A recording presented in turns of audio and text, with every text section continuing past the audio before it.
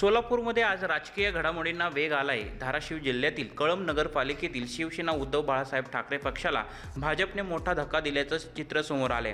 कळंब नगरपालिकेतील तब्बल 10 नगरसेवक आज भाजपमध्ये प्रवेश करणार आहेत। भाजप प्रदेश अध्यक्ष रवींद्र चव्हाण यांच्या उपस्थितीत सोलापुरात हा पक्ष प्रवेश होणार असल्याची माहिती समोर येत आहे।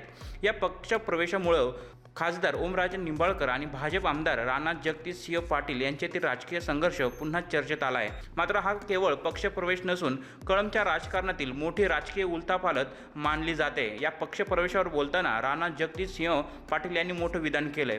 प्रवेश करणारे नगरसेवक हे आपले जुने सहकारी आहेत आणि कळंबच्या विकासासाठी ते भाजपमध्ये येत असल्याचं राणा पाटील यांनी म्हटलं आहे।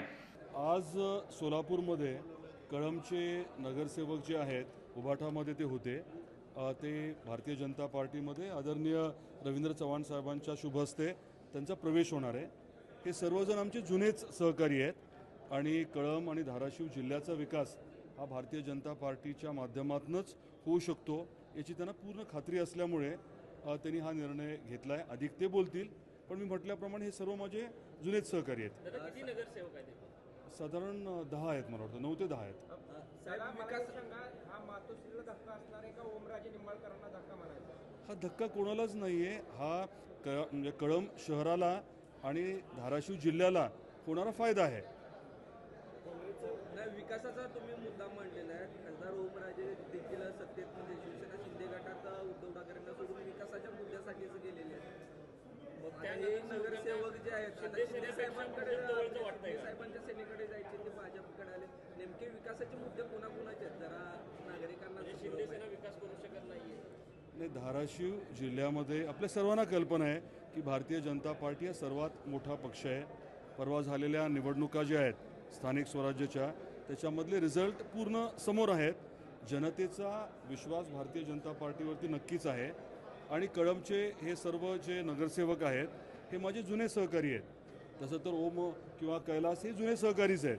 विषय असा आहे की आम्ही आता वेगवेगळ्या माध्यमातून जिल्ह्याच्या विकासासाठी काम करतो आहे। ऑपरेशन टायगर किंवा ऑपरेशन लोटस असं काही वेगळं समजायचं कारण नाही। विशेष म्हणजे हा कोणालाही धक्का नसून कळंब आणि धाराशिव जिल्ह्याला होणारा फायदा आहे असा दावा राणा जगजितसिंह पाटील यांनी केला आहे। ओमराजे निंबाळकर आणि कैलास पाटील हे आपले जुने सहकारी आहेत।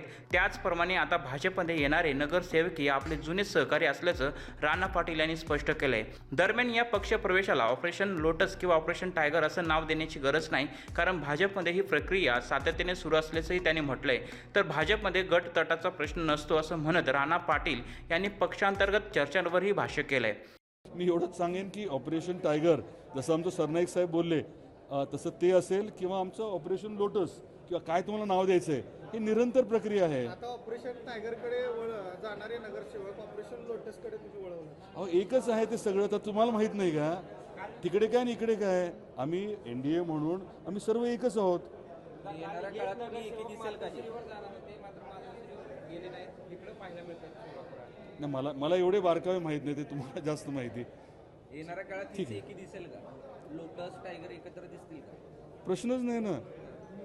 सर्वजण जे आहेत ते आदरणीय नरेंद्र मोदी साहेबांना, आदरणीय अमित शाह साहेबांना नेते मानतात आणि त्या अनुषंगानेच आम्ही सर्वजण काम करतो।